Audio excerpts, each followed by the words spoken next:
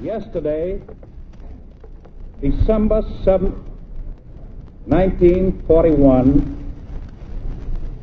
a date which will live in infamy. The United States of America was suddenly and deliberately attacked by naval and air forces of the Empire of Japan. The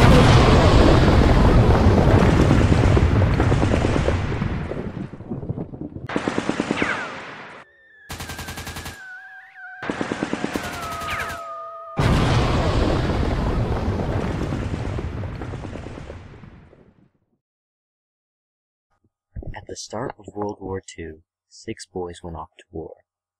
Mike Strank, Harlan Block, Franklin Sousley, Ira Hayes, Rainey Gagnon, and Jack Bradley. Perhaps some of the most famous heroes in American history, and yet today, nobody even knows their names.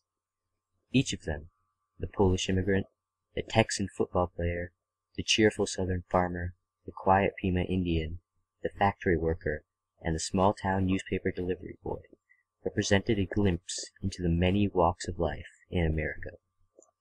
And each of them, for one brief moment, gathered together on the island of Iwo Jima, at the tip of Mount Suribachi, to hoist a flag on a makeshift pole. It was such an insignificant moment in their lives, replacing a flag that had already been placed earlier, hours ago, captured by a photographer who had already missed that first significant flag raising. 3 of the Marines involved didn't live to see the impacts that their moment had, but 2, and 1 Navy corpsman, did. They came home and were hailed as heroes, given promises and congratulations, and even a statue commemorating their heroism in replacing a flag on the captured hill. And then, the world forgot. Just as quickly as that flag was raised, those 3 men and their 3 fallen comrades became symbols, bronze figurines forever lifting a frozen flag. The shift was not an easy one. Ira, one of the survivors, died of drink and despair in a ditch.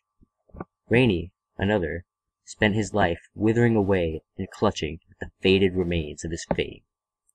And Jack, the Navy corpsman, the only non-Marine, went on to live his life hiding from the past, placing in the shadows anything that may have connected him to that photograph.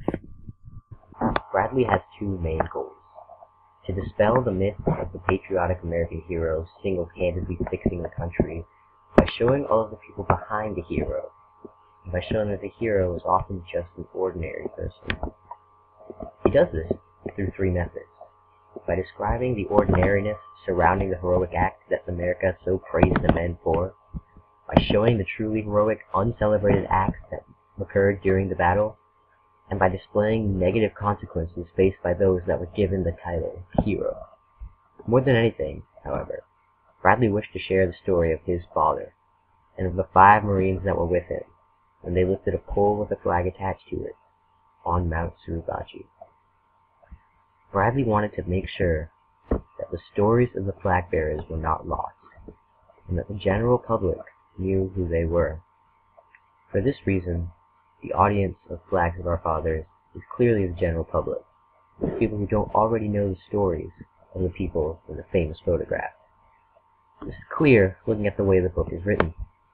Flags of Our Fathers is written as a novel, intending to capture the audience's attention with a normal description of a battle, the main message of the book sometimes taking a sideline to the action. This isn't necessarily a bad thing, as it keeps the reader engaged, and often, seemingly unnecessary events that are included are later brought to light as relating to this point of the novel and the significance of the message. The concept of the patriotic hero dedicated to America's success is one that shows up all over American history. Everywhere from Captain John Smith, Thomas Jefferson to Neil Armstrong, we see people praised for being heroes and saving America. Bradley views this idea of a hero as unrepresentative of real history. Captain Smith wouldn't have been able to succeed if his colonists didn't work to keep the colony alive. Thomas Jefferson wouldn't have succeeded if none of the other statesmen had supported independence and if the Continental Army didn't fight for the right. Neil Armstrong himself always claimed that his historic achievement, stepping on the moon, wasn't truly his own achievement, but the culmination of hundreds of people's hard work to develop and create the technology needed to reach the moon. Flags of Our Fathers celebrates those people, the ones forgotten by history, the people behind the great moments, the great scenes, the grunts and workers that built the pedestal that the heroes stood upon. Flags of Our Fathers differs from most action books in that it spends a good deal of the book going over the past and the boyhood of the soldiers. Showing the boyhood of the soldiers and that it was entirely normal and indicative of the boyhood of any other people during the 30s serves to humanize the main characters. This shifts the focus from the flag bearers as symbols, as figures in a photograph or a statue, to them as regular boys who did their duty for their country and went off to war like countless others. Bradley characterized the soldiers by using personal stories from their friends, families, and acquaintances. Laying out the bonds that these people shared serves in allowing the reader to further empathize with the characters by showing that they had connections with other normal people and normal places. One of the most powerful moments of the book is a scene where the main characters are all training at a base in California. As they move through their drills, they see a frail old man in a wheelchair observing them with a pair of binoculars. The soldiers didn't know or care who he was. He was just a background character to their lives. He had no impact on their day-to-day actions. This demonstrated a great departure from traditional history books and novels, which tend to focus on the great men of the time periods, like FDR with his binoculars and wheelchairs, with the soldiers seen as background characters to the decisions of the leaders. Instead, Flags of Our Fathers focused on how it was just ordinary people, not great heroes, who carried out the truly meaningful actions. The main underlying question of Flags is the question, what is a hero? The author, unlike in many books, leaves this answer up to the reader to determine. By deconstructing the traditional heroes of American history, the impossibly patriotic fighter for freedom and democracy, Bradley sets the stage for a more realistic interpretation of the hero. This may entail someone like Jack the Navy corpsman that risked his life to treat injured Marines on the battlefield, or Mike Strength, who courageously led his men to battle even though they all knew that half of them wouldn't walk away. It doesn't include, however, the display of valor so often associated with heroic images and photographs, like the one forever immortalized by Mr. Rosenthal. An important bias in Flags of Our Fathers appears in the fact that the author of the book, James Bradley, is the son of one of the main characters. As such, he tends to dwell more on the heroic aspects of his father, Jack Bradley.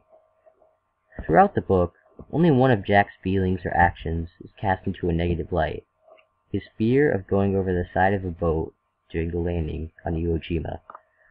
This is in stark contrast with the critical views on the other two survivors, Ira and Rainey.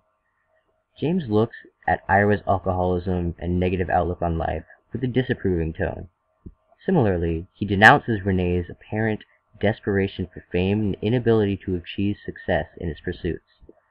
This displays an extreme bias towards the author's father, which of course must be expected under the circumstances, by elevating him above the other flag raisers. It is clear, however, that the author did wish to attempt to avoid this sort of bias. He paints the three other men who died in battle, Mike, Harlan, and Franklin, in a very positive light, and attempts to justify the actions of Ira and Rainey by showing why they did what they did. Yet the fact still remains that virtually nothing is said of Jack's failures, an obvious bias from the son of the subject. Flags of Our Fathers is an important and convincing work, both on the subjects of the heroes of stories and of the gruesome events of the Second World War. By presenting the lives of the immortalized soldiers, Flags of Our Fathers effectively carries out its goal of showing the symbolic metal figures of the famous statue as real human beings, and that ordinary people doing ordinary things are the true heroes of history. Flags also creates an impressive and compelling narrative with many factual details. By using real quotes from people involved in the battles and other events depicted in flags, Bradley convincingly shows to the reader that his version of events is faithful to the real version. The book also boasts an impressive bibliography and sections for footnotes, faithfully attributing sources and referencing facts and quotes. The bibliography has a vast collection of sources, many recent and others from the described time periods. It also includes many primary sources, such as transcripts of speeches and interviews. This too helps to solidify flags as reliable and trustworthy. The gripping narrative employed in flags makes it easy to read, but its painstaking approach to detail in recreating the lives of the flag bearers make it very useful research on World War II. In addition, the mystery and myth surrounding the famous photograph, and the book's attempts to dispel them, make it useful for learning about the true nature of the American hero. When people review Flags of Our Fathers, they usually focus on the accuracy and painstaking detail in recreating the lives and battles of the 6 brave soldiers who lifted the flag. Flags is generally received positively, and the messages of how the heroes of the photograph were ordinary people from ordinary places is seen as extremely important. The real heroes, as Jack Bradley told his children years after the fateful moment, are the ones who didn't come back.